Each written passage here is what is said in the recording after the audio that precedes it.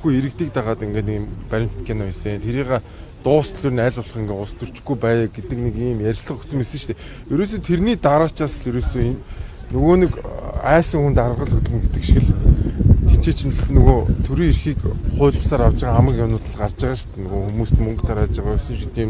Би бол зүгээр тэгж таад чинь. Тэгсэн чинь тэрийг аваачаад хураацсан ямар ч бүртгэл үйлдэг вэ хамгийн гол нь.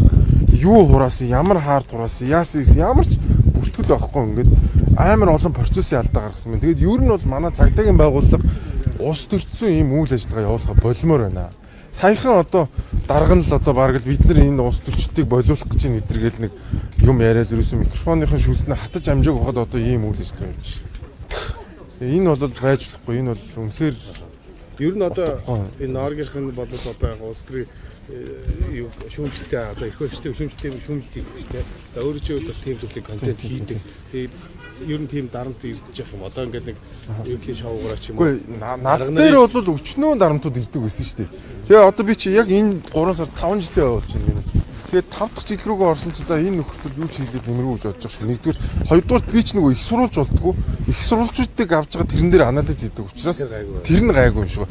Тэгээгүй юм бол одоо яг энэ Норвегийнхэн ч гэдэг юм уу ийм хүмүүс чи яг өөрсдөө их сурвалж болдог. Одоо та нар харах юм бол одоо энэ сэтгүүлч дундаас цагдаагийн байгууллага руу дуудагдж үзээгүй сэтгүүлчд айгүй ховор байгаа. Бараг бүгдээрээ л шалгаж ийсэн, бүгдээрээ л дуудагдж ийсэн байгаа. Тэгэхээр одоо яг энэ хэвлэлийн эрхчлөө гэдэг юм чи ер нь Монголд байгаа мүү юу гэдэг чинь л өөр айгүй чухал. Намайг бол яа тий хөөрхөн шоглоод зодож модно.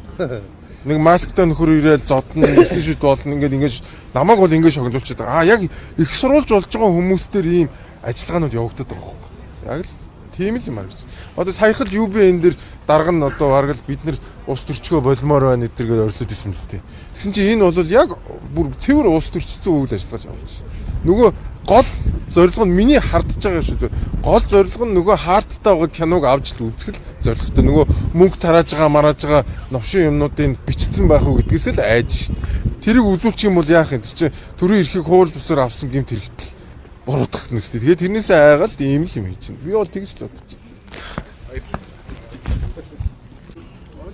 Сая тэгэхээр энэ хэвлэлийн хурлыг харж хахад өмгөөлөгч нар маш ноцтой юм хэлж штэ.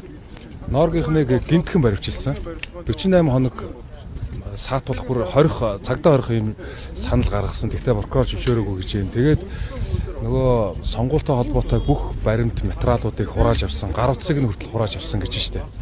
Тэгэхээр энд бол нөгөө нэг маш их хууль зөрчсөн процессын алдаатай ийм үйлдэлүүдийг цагдаагийн байгууллага гаргажээ гэдгийг сая өмгөөлөгч нар хэлж байна.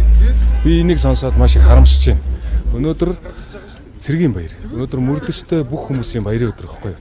Гэтэл энэ цагдаагийн байгууллага өнөөдөр иргэдийнхэн бахархлыг төрүүлэхийн оронд ийм гутамшигтай үйл хийж байгаад нь харамсаж байна. Нэгдүгээрт.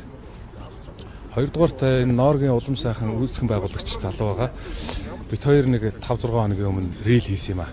Тэгээ тэрэн дээр манай хүнд овчгоо хэлсэн. Би нэг сонгуультай холбоотой ийм бөмбөг тесэлнэ гэдэг одоо хошин байдлаар хэлсэн. Тэгээд ийм кино байгаа. 14 терабайт материал байгаа. 18 хоногийн сонгуулийн үйл явцыг бүхэлдэн ингэж ажигласан ийм кино байгаа гэж. Тэгээд би их баярлж ирсэн. За энэ кино гарах юм байна.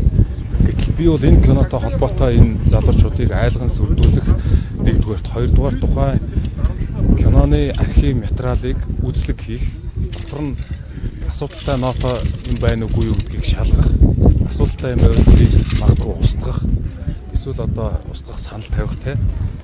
За хуулиар айлгах тохиролцоонд хүрэх ийм юм руу явж гэнэ гэж би хардаж байгаа. Тэгэхээр энэ бол хэвлэлийн эрхчлөөнд иргэдийн мэдэх хэрэгэд халдж байгаа маш том ноцтой асуудал. Энэ нөгөө эрүүгийн хуулийн 19-9-ээр үндэсний эв нэгдлийг босноолох гэсэн магадлалтай гэсэн юм яригадаад байна шүү дээ. Цагдаагийн байгууллага өөрийнх нь хийж байгаа энэ үйлдэл нь өөрөө харин энэ үндэсний эв нэгдэл хэвлэлийн эрхчлөө ер нь үндсэн хуультай холбоотой бусад асуудлыг ингээд айгүй их хөндөж байгаа байхгүй юу. Их ноцтой харагдаад байгаа. Тэгээ өнөөдөр хэвлэлийнхэн маш их ирсэн байна. Та бүхэнд баярлалаа. Энэ залуучууд маш их ирсэн байна. Бүгдээрээ ингээд ажиллах гээд ирж штэ. Энд яг юу болж байна?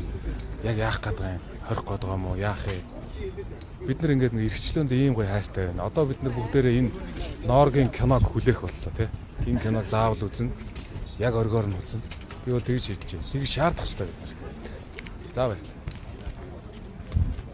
Өнөөдөр Норвег сайтаа билээ хүндэн процесс болчихсон шүү дээ. Таг ингэ стуч юм байна. За энэ үйл нь өөрөө байж болохгүй хүлээн зөвшөөрч боломгүй ийм үйл байхгүй юу? Сүүлийн үед одоо ер нь эрх баригчдын зүгээс тийм үү? Энэ засгийн газраас одоо хэвлэлийн эрхчлөөнд хүний эрхчлөө үндсэн эрхчлөө байна шүү дээ. Хэвлэл нийтлэх, үгээ хэлэх, үзэл бодлоо илэрхийлэх энэ эрх нь маш их халдаж байна. Энийг бид нар байн одоо сануулаад байгаа шүү дээ. Тэгээд энэ чи өөрөө үгээ хэлэх энэ алсан нийгэм чинь хүн үгээ хэлэх үзэл бодлоо илэрхийлэх эрх чинь зөвхөн сэтгүүлчд юм шүү. Хүний бүх монголчуудын одоо үндсэн эрх нь баггүй үндсүүлээр хамгаалагдсан. Тэгээ энэ үндсэн хуулиндаа заасан энэ үндсэн эрхийг засгийн газар эрх баригчнаар зөрчөөд эхэллээ шүү дээ. Бүр хумаад. Тэгээд өнөөдөр хүний эрх чөлөө хумагдана гэдэг чинь энэ өөрөө нийгэм маань маш буруу тийш явж байгаагийн хэлбэр тийм үү? Бүх хэвлэл мэдээллийн хэрэгслийг худалдаж авах ордлогыг маш их хийж байна. Энэ засгийн газар сүүлийн 6 жил бол бүр илүү энэ процесс идэвхтэй явж байна. Үнэн бодит мэдээллийг нийгэм түгээхэ болсон. Тийм үү, энийг бүгд мэдж байгаа. Бүгд бэлтгэсэн одоо нэг л том студ бий болсон шүү дээ. Энийг бүгд мэдж байгаа. Хар байшинд байдаг гэдэг, төвлөрдөг гэдэг. Энэ бол үнэн шүү дээ. Эндээс ингэж нэгдсэн журмаар пропаганда хийдэг боллоо. Одоо зориудын тарих угаалт гэсэн үг шүү дээ. Энэ мэдээлэлээ цацдаг боллоо. Бусдын одоо үзэл бодлоо илэрхийлж одоо засгийн эрх баригчдын эрх ашигт нийцээгүй ашиг сонирхлын хүндсэн ард иргэдийн үнний дуу хоолоолохыг ирмэлцсэн энэ хандлага болгоныг дарахыг ирмэлцдэг боллоо тийм үү? Одоо энэний нэг илэрлэл нь энэ багхгүй юу? Тэгээд компаничлж ингэж эсрэг сурчлагаа цацдаг. Энэ залуучуудын одоо яасан бэ гэхээр шторкоос нь би харлаа. Тэр нэвтрүүлгийн үзхийсэн энийг гаргаасаа гэж бодож байна. Шторкийг харлаа. Энэ сонгуулиар болж өнгөрсөн 24 оны сонгуулиар юу болсон бэ? Тийм үү? Санал худалдаж авахын төлөө яаж намууд ажилласан бэ? Төрийн байгууллагын хуулиа зөрчиж, сонгуулийн хуулиа зөрчиж, төрийн байгууллагын ажилтнуудыг яаж сонгуульд татаа оролцуулсан бэ? Яаж авилга хээл ахвал ийм заваа юмнуудын оролцоотойгоор саналыг авсан бэ? Сонгуульд шудраг бус явсан бэ гэдгийг л хүндсэн тим нэвтрүүлэг бандит кино бэлдсэн байна гэж би ойлгосон. Тэгээ яагаад энэс засгийн газар энэ эрх баригч нар айж байгаа юм? Яагаад харахгүй шөнөөр ингэж очиж ажлын байранд нь халдаж хүний одоо тэр байгууллагын эд хэрэгсэл тийм үү? Хувийн одоо тэр техник төгрөмжүүд гар утсыг хүртэл хурааж авч байгаа юм. Ингэж болохгүй байхгүй юу? Энд чинь өнөөдөр зөвхөн Норгийн залуучуудад халдаж ийн гэдэг бол эргээд маргааш одоо иргэн даваад орж ш тийм үү? Хин нэгэнд бүгдэнд нь халднаа гэсэн үг шүү дээ.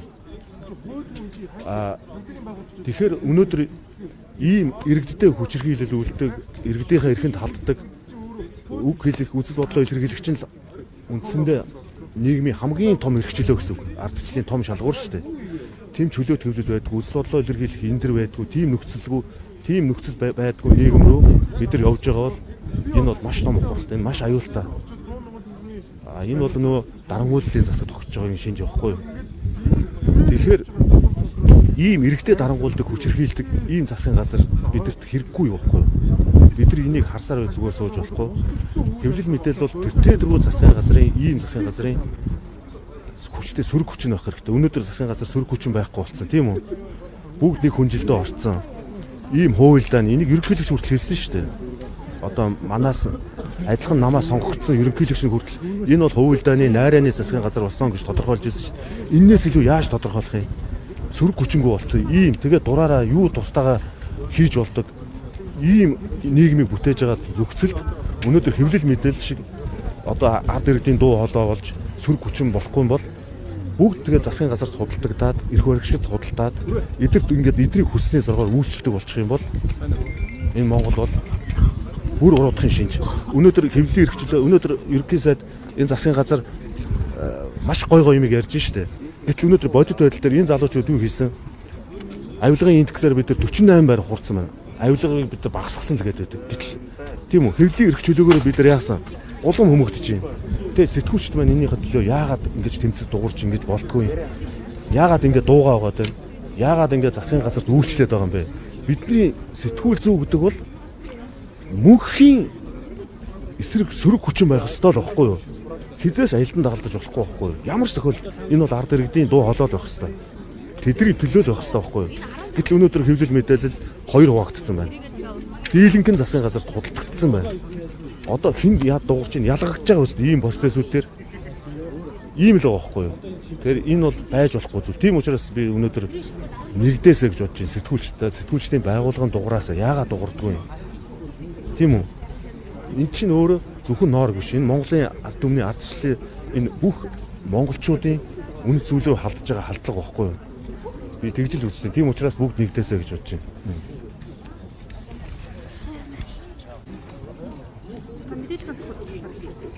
За тэгэхээр өнгөрсөн шөнө Норгийн залуусуудыг маань одоо мэдээлэл урьдчилж мэдээлэлгүйгээр үндэслэлгүйгээр бол барьж хорсон байгаа. Тэгээд энэ барьж хорсон шалтгаан нь бол үндсэндээ бол одоо эрүүгийн хуулийн 19.9 зүйл заасан үндэсний ив нийтлэг босноолох гэмт хэрэгт шижиглэж шалгаж байгаа. Энэний заалт нь бол 20 хүртэлх чиглэлээр бол 20 байлтай.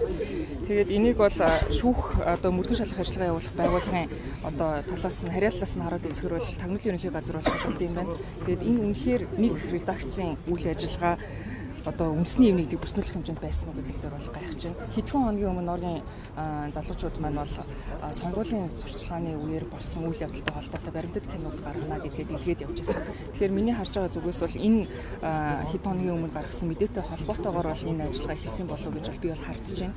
Тэгэхээр яг албан ёсны мэдээллүүд одоогоор бол гарч ирээд байна. Мэргэжлийн албан ёсны хүмүүсээс бол мэдээлэл авах болсон. Тэгэхээр яг албан мэдээллүүд гараад ирэхээр энэ асуудлыг бол илүү тодруулж гаргах байх. Үндсэндээ бол бид нар өөрсдөө эрх чөлөөтэй оронд амьдардаг, арчилсан улсад амьдардаг гэж бодож байгаа ч гэсэн үнэхээр яг тийм байгаа юу?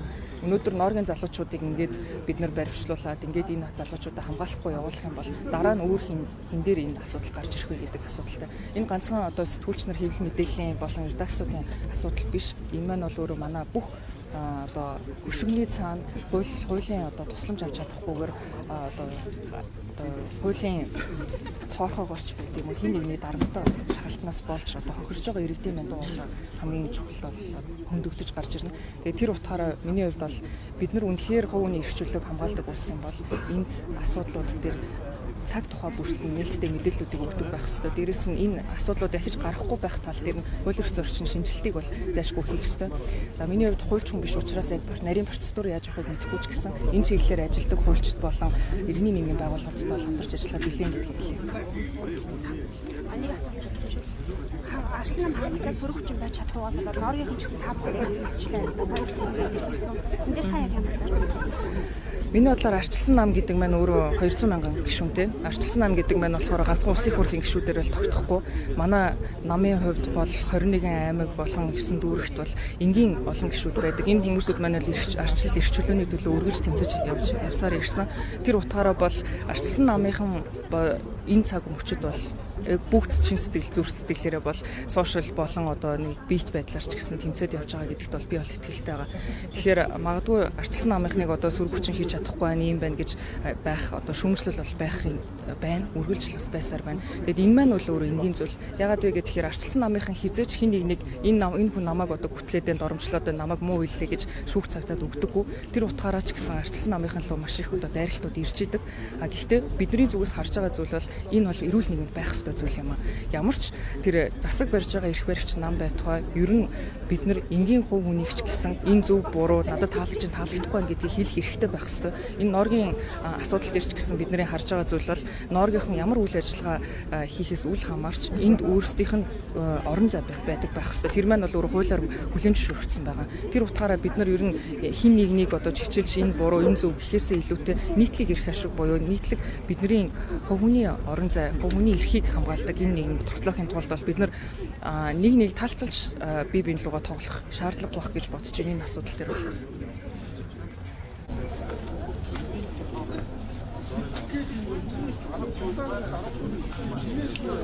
Орнуудтай адилхан индекстэй. Энэ ч дарамт аль хэдийн Монгол гарсан байна гэсэн. Монгол дарамт иргэд